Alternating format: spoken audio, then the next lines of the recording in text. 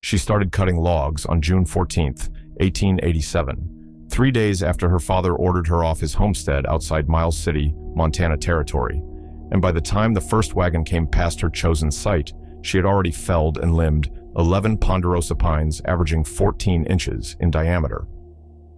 By evening, Samuel Morrison, 47, who ranched cattle 2 miles west, had stopped to inform her that a woman alone couldn't possibly build a livable cabin before snow, that her logs were too heavy to manage, and that she'd be begging for charity come October. She thanked him for his concern, marked her next tree, and went back to work. Her name was Catherine Wyeth, and she had $400 she'd saved from 3 years of teaching school in town, money her father never knew existed because she'd kept it with the postmaster rather than bring it home. She had no husband, no family who'd claim her after she'd refused the match her father arranged, and no intention of leaving the territory.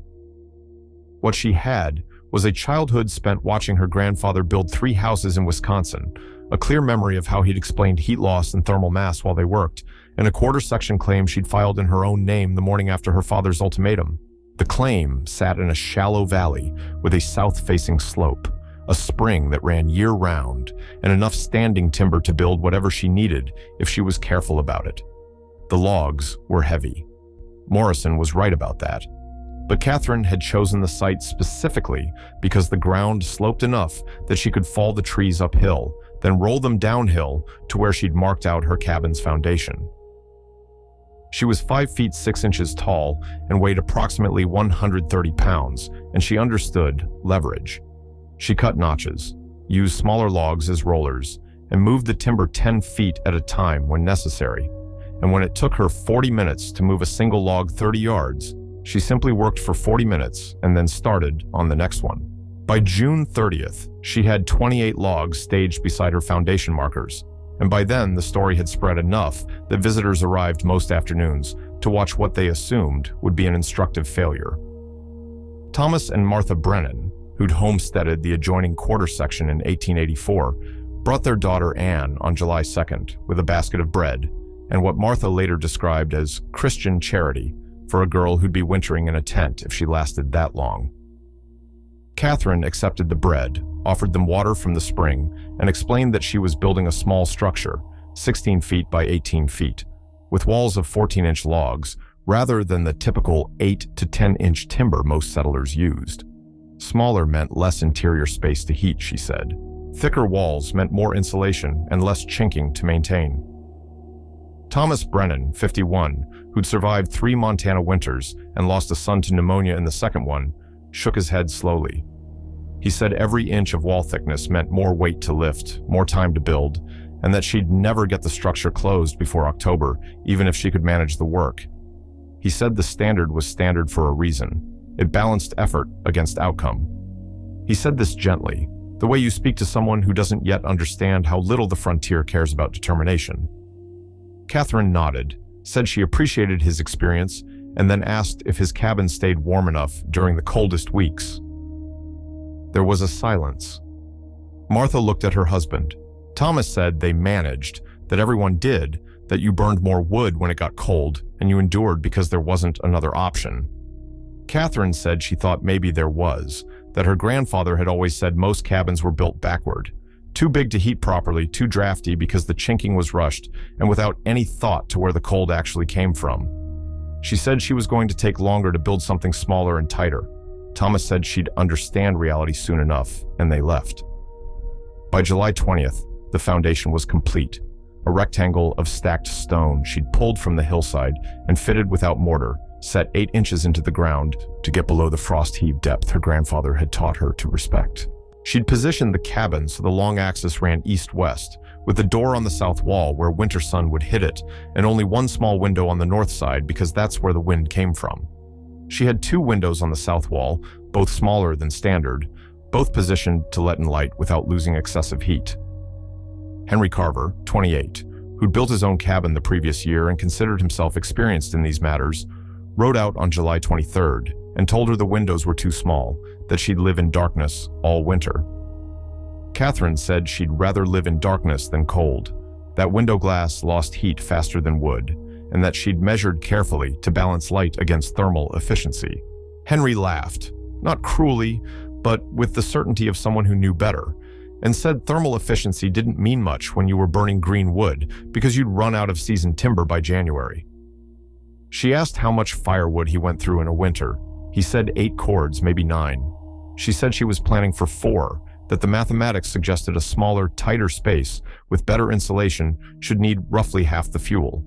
He said mathematics didn't keep you warm when it was 30 below and rode off shaking his head. The first log went up on July 25th. Catherine had cut saddle notches in each end, careful work that took her nearly an hour per log, and she'd built a ramp of earth and stone that let her roll the logs up to foundation height. She worked the first one into position alone, using a combination of leverage and patience that took most of the day, and when it was seated properly, she sat down and drank a quart of water and allowed herself 10 minutes of rest before starting on the second. The technique was brutally simple. Cut the notch, roll the log up the ramp, lever it into position, check it for level, adjust if necessary, and then prepare the next one. She averaged 1 log per day through the end of July. By August 10th, she had the walls 4 feet high, and the structure's shape was clear enough that people stopped asking what she thought she was doing and started offering more specific criticisms. Margaret Dietrich, 62, who'd come west with her husband in 1879 and buried him in 1885, visited on August 12th and said the cabin was too small, that Catherine would go mad in such a space during a long winter, that a woman needed room to move and think. Catherine said she'd rather be warm and cramped than frozen and spacious, that she could always step outside when weather permitted, but that when it didn't permit, when it was genuinely dangerous, she wanted a space she could actually keep warm. Margaret said she was thinking like someone who'd never faced a real Montana winter, the kind that lasted 6 months and got cold enough to freeze kerosene. Catherine said she was thinking like her grandfather, who'd built a house in northern Wisconsin that stayed comfortable when the temperature dropped to 40 below, and that the principles didn't change just because the territory did. She explained the clay and lime chinking mixture she was preparing, a recipe that involved slaking lime in water, mixing it with local clay from the creek bed, and adding cut grass for binding. She said most people chinked too quickly with whatever was available, that they accepted gaps and drafts as inevitable, but that her grandfather had taught her that a properly chinked cabin could be nearly as tight as a plastered house. Margaret listened, and while she didn't say Catherine was wrong, she didn't say she was right either. She said time would tell, which was the frontier's favorite prophecy because it was always accurate. The walls reached their full height, 7 feet at the lowest point of the pitched roof, on September 3rd. Catherine had been building for 11 weeks, and she'd lost weight she couldn't afford to lose, and her hands had calluses on the calluses, but the structure was sound. She'd used 42 logs for the walls, each one fitted as precisely as she could manage, and now she turned her attention to the roof. She'd saved money by planning for a simple gable roof with a steep pitch, necessary for snow load, and she'd traded work with Ann Brennan, who was 19 and stronger than her parents realized, in exchange for help lifting the ridgepole. The two of them got it into position on September 8th, and by September 20th, Catherine had the rafters up, rough poles she'd cut from smaller pines and fitted at 16-inch intervals. The roof itself was split shakes she made by hand, a slow process that involved cutting blocks from straight-grained pine and then splitting them thin with a froe and mallet. She'd watched her grandfather make thousands of shakes, and while hers weren't as uniform as his had been, they were functional. She laid them with a 4-inch overlap, starting from the bottom edge and working up, and she sealed the ridge with a length of hollowed log that would shed water. By October 1st, the roof was complete, and the real work began. Catherine spent 2 weeks on nothing but chinking, working the clay-lime mixture into every gap between logs, smoothing it carefully on both sides, building up layers where the gaps were wider. She worked from the inside first, where she could see daylight through the cracks, and then went around the outside, and when she was finished, she walked around the structure and could find only 3 places where light penetrated. She sealed those, checked again, and found one more. She sealed that and decided it was as tight as she could make it. The door was thick pine boards she'd adzed flat and joined with battens, hung on iron hinges she'd bought in Miles City for $2.30. It fit the frame with less than a 1/4-inch gap on any side, and she sealed even that with strips of felt she tacked into place. The windows were 12-pane glass she'd hauled from town in a wagon she'd borrowed from a freighter in exchange for teaching his daughter to read, and she'd fitted them as carefully as the door, caulking the frames with pine pitch. On October 15th, she installed the stove, a small cast iron box that had cost her $78, nearly a fifth of her entire budget, and was the most important single element in her design. She positioned it not in the center of the room, which was common, but offset toward the north wall, which was less common, and she ran the stovepipe up through the roof with a carefully fitted collar that sealed against weather. Her reasoning was specific. The stove's heat would warm the north wall, which faced the prevailing winter wind, and the warm wall would reduce the temperature differential that drove heat loss. She'd also built a low shelf around the stove using stone from the creek, creating thermal mass that would absorb heat when the fire was burning and release it slowly when it wasn't. Henry Carver, who'd been tracking her progress with the interested skepticism of someone watching an experiment, visited on October 18th and examined the setup. He said the stove was too small for the space, even a space that small, that she'd never keep warm with it. Catherine said the stove was sized for a well-insulated 16 by 18 foot space, that the manufacturer's specifications said it would heat up to 400 square feet, and that she had 288.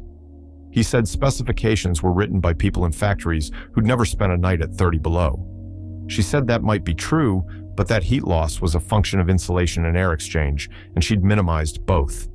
The first snow came on October 24th, 3 inches of heavy wet accumulation that melted within 2 days, but served as notice that winter was arriving on schedule. Catherine spent the next 2 weeks gathering firewood, but not in the way her neighbors did. While most settlers cut standing dead timber, readily available and already dry, she cut green pine and then stacked it inside a small open-sided shed she'd built 15 feet from the cabin's east wall. The shed had a roof to keep snow off, but open sides to allow air circulation, and she stacked the wood loosely to promote drying. She also gathered dead timber, but she kept it separate, marking it as starter fuel for the early winter, while the green wood seasoned in the shed's protection. Samuel Morrison, who'd been the first to predict her failure, rode past on November 2nd and saw her carrying armloads of wood into the shed.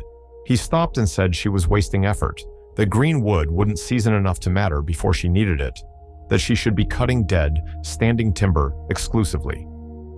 Catherine said she had dead timber for November and December, that by January, the green wood would have lost enough moisture to burn efficiently, and that come February, she'd be burning wood that was drier than what most people had because it had been undercover rather than buried in snow.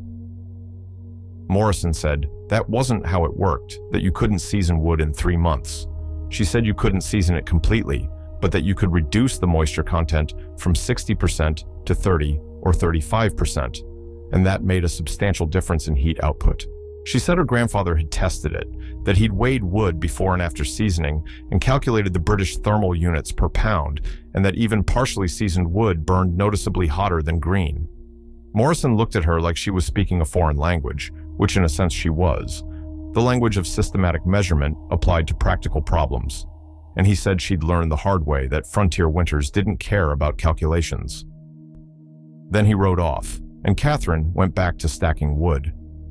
If you value these stories of practical wisdom tested against brutal conditions, if you believe this kind of knowledge deserves to be preserved and shared, consider subscribing to this channel and leaving a like on this video.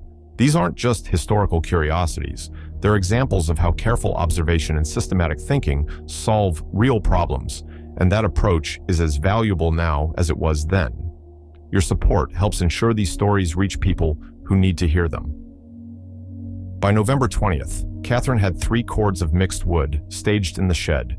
Her cabin was as complete as she could make it, and she'd spent $394 of her $400. The remaining $6 was her reserve, her margin against disaster, and she had no intention of spending it unless survival required it.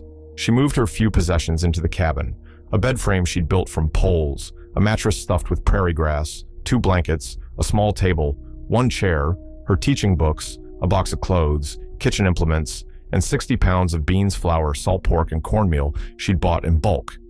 The interior was sparse to the point of severity, but it was hers, built with her own hands according to principles she understood, and on November 21st, she lit the first fire in the stove and began to learn whether her grandfather's teachings would translate to Montana territory. The temperature outside was 38 degrees. She loaded the stove with dead pine, letting it burn hot to establish a bed of coals, and then added 2 larger pieces and adjusted the damper to sustain a moderate fire. Within an hour, the interior temperature had risen to 56 degrees. Within 3 hours, it was 62. She let the fire burn down overnight, adding one piece at 10 o'clock before she slept. And when she woke at dawn, the stove was cold, but the cabin temperature was still 51 degrees. The thermal mass of the thick logs in the stone shelf had absorbed enough heat to moderate the overnight cooling, and when she rebuilt the fire, the temperature climbed back to 60 degrees within 40 minutes. She kept careful records through late November and early December, noting outside temperature, inside temperature, fire frequency, and wood consumption. The numbers told her that her design was working, but not perfectly. She was burning through wood slightly faster than her 4-cord estimate, closer to 5 cords if the winter lasted, as long as people said it would. She adjusted by running the stove cooler during the day, letting the cabin temperature drop to 55 or 56 instead of maintaining it at 65 and banking the fire more carefully at night. By mid-December, she'd refined her technique enough that she was confident the wood would last. The testing period, though, was just beginning. December was cold. Temperatures dropped into the single digits several times, but it wasn't severe. Old-timers in Miles City said this was normal, that the real winter came in January and February, and that you couldn't judge your preparations until you'd faced at least one stretch of genuinely dangerous cold. Catherine checked her wood supply, checked her chinking, found 2 small gaps she'd missed and sealed them, and waited. The cold came on January 9th, 1888. The temperature had been dropping for 3 days, falling from the low 20s into the teens and then into the single digits. And on the night of January 9th, it went below 0 and kept going. By midnight, it was -8. By 3 in the morning, it was -18. By dawn on January 10th, it was -23 degrees Fahrenheit, and the wind was blowing steady from the northwest at what Catherine estimated was 20 to 25 miles per hour. The combination, extreme cold and wind, was precisely the test her cabin was designed to withstand, and she approached it methodically. She'd already brought extra wood inside the night before, stacking it near the stove to ensure she wouldn't need to go outside frequently. She loaded the stove at dawn, ran it hotter than her usual practice, and monitored the interior temperature. By 8 in the morning, with the outside temperature at -25 and still dropping, the cabin's interior held at 63 degrees. She added wood every 90 minutes, kept the damper adjusted for a hot but not wasteful burn, and noted that the north wall, where the stove's heat was directed, was noticeably warm to the touch.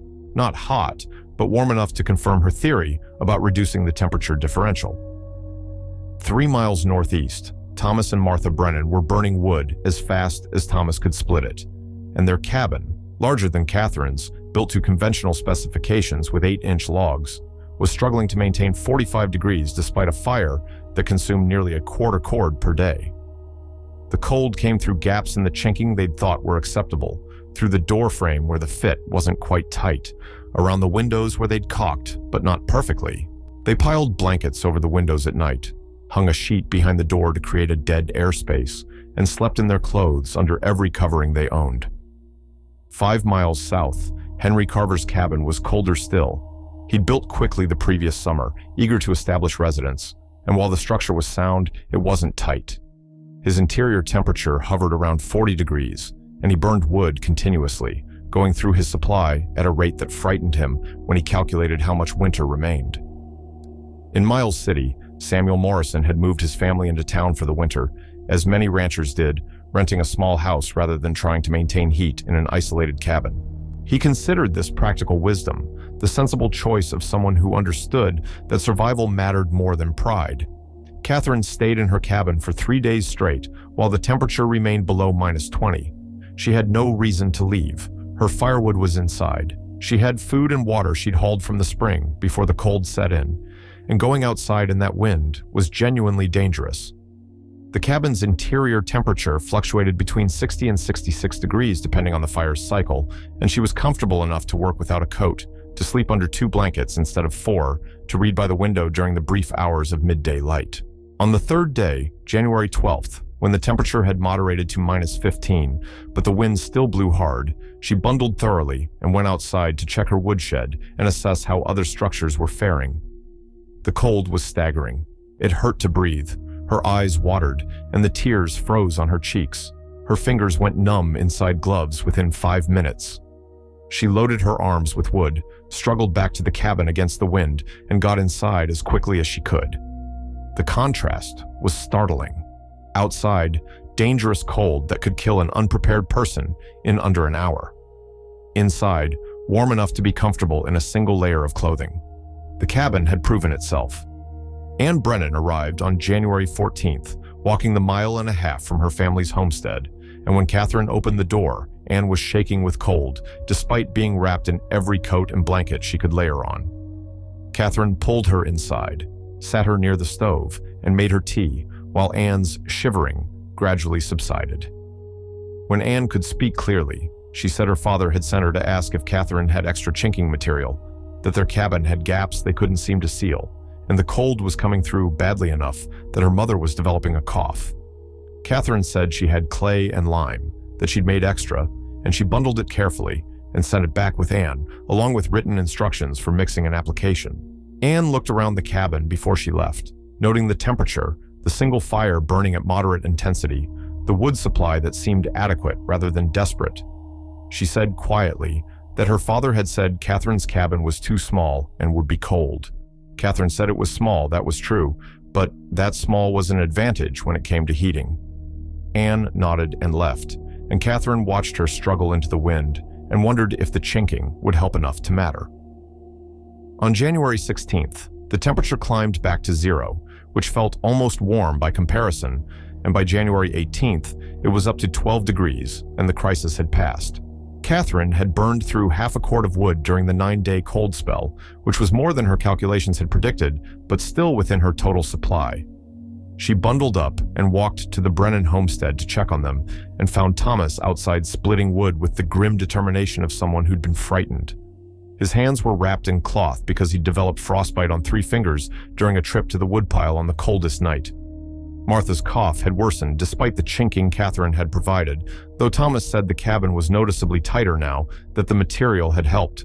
He looked at Catherine for a long moment, and then he said that he'd been wrong about the small cabin and the thick walls, that he'd watched smoke from her chimney during the cold and seen that she wasn't burning wood at the rate he'd expected, and that he'd appreciate it if she'd explain exactly how she'd designed the structure. There was no shame in his voice, just the practical acknowledgement of someone who'd encountered evidence that his assumptions were incorrect. Catherine walked him through it, the smaller size reducing volume to heat, the thicker logs providing more insulation, the careful chinking eliminating drafts, the window placement minimizing north side heat loss, the stove positioned to warm the coldest wall. She explained the thermal mass principle, how the logs and stone absorbed heat and released it slowly, moderating temperature swings. She explained her wood seasoning approach, how even partially dried wood produced more heat per pound than green. Thomas listened carefully, asked specific questions about measurements and techniques, and when she was finished, he said he wished he'd listened in July instead of January, that his wife might not be sick and his fingers might not be damaged if he'd been less certain he knew better. Catherine said experience was valuable, that his 3 winters here had taught him things she didn't know, but that sometimes outside knowledge applied to local problems in useful ways. He said that was gracious of her, more gracious than he deserved, and that he'd be building differently if he ever built again. News of Catherine's successful design spread through the scattered homesteading community faster than it had spread during construction, because success always travels differently than theory.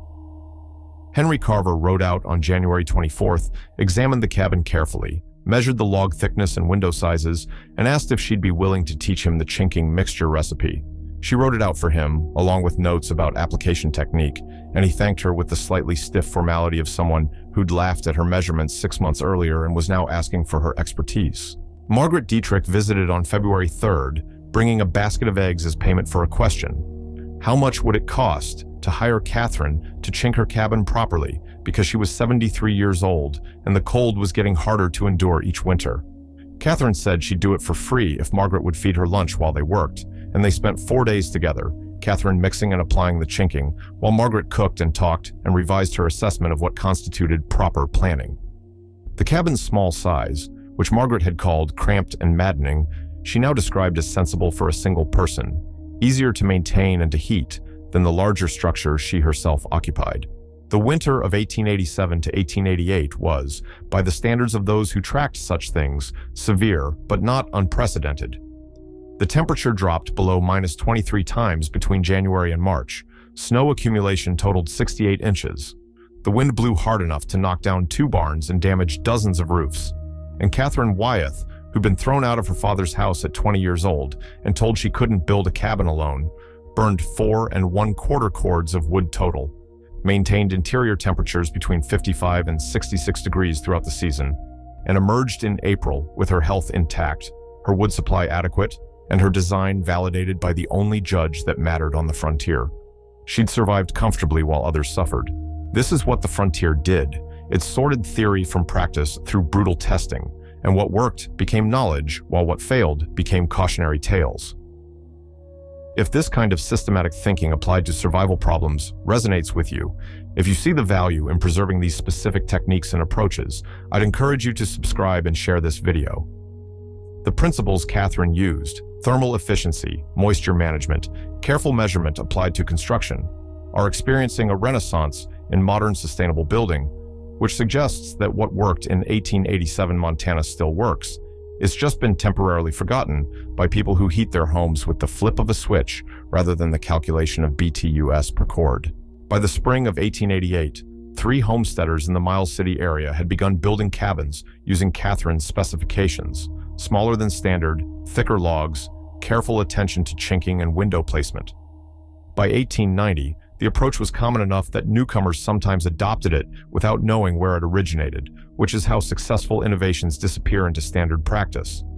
Catherine herself continued teaching school during the winters, built a barn in 1889 using the same careful methods, and gradually expanded her homestead until she was running 50 head of cattle and managing hay production on 80 acres. She never married, which was unusual enough to generate comment from people who thought a woman needed a husband's protection. And she generally responded that she protected herself adequately so far and saw no reason to alter the arrangement. Her father never visited, never acknowledged her success, and when he died in 1893, his obituary in the Miles City newspaper mentioned his sons, but not his daughter. Catherine's own obituary, published in the same paper on March 18, 1934, described her as a longtime educator and successful rancher, and mentioned that she'd built her own homestead cabin at age 20, but it didn't mention the design innovations or the winter that tested them, because by 1934, those innovations were simply how people built if they were building carefully. The cabin itself stood until 1956, when Catherine's niece, daughter of one of the brothers mentioned in their father's obituary, inherited the property and had it torn down to build a modern ranch house. The niece later said she wished she'd kept the old cabin, that she remembered visiting it as a child and being surprised by how solid and warm it was despite its age, but that at the time, it had seemed like an outdated relic not worth preserving. The logs were sold for timber. The stove went to a collector in Billings. The land is still owned by the family, and if you knew exactly where to look, you could find the foundation stones buried in grass and brush, though you'd need to know the story to understand what you were looking at. Most people driving past on the county road have no idea that the small depression visible from the highway, the one that looks like it might have been a root cellar or a dugout, was actually the site where a 20-year-old woman with $400 and a memory of her grandfather's teachings built a structure that proved you could survive a Montana winter more comfortably than your neighbors if you understood heat loss and were willing to be mocked while you worked. The mathematics Catherine relied on were not complex. Heat loss is a function of surface area, insulation value, and temperature differential. A smaller structure has less surface area relative to its volume, which means less total heat loss if the insulation is equal. Better insulation, thicker walls, tighter chinking, reduces heat transfer.